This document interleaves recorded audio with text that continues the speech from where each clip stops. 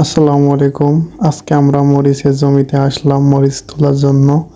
যেহেতু বৃষ্টি হচ্ছে তাই এখন মরিচের দাম একটু বাড়বে, এই জন্য আমরা মরিচ খেতে আসলাম মরিচ তোলার জন্য।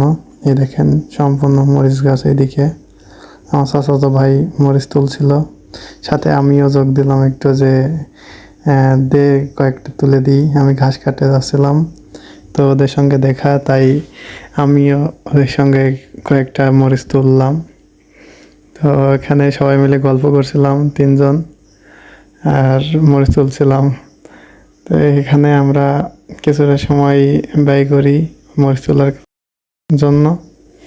তো এখান থেকে মরিচ দেখি সবগুলা মরিচ পোক্ত হয়ে গেছে, আর নিচে অনেকগুলা পড়ে গেছে মাটিতে। এই জন্য তাড়াতাড়ি তুলে নিচ্ছে যেন মরিচ নষ্ট না হয়। সব মাটিতে পড়ে গেলে এগুলো পচে যায়, এই জন্য তাড়াতাড়ি ওঠানো হচ্ছে সুন্দর সুন্দর মরিচ।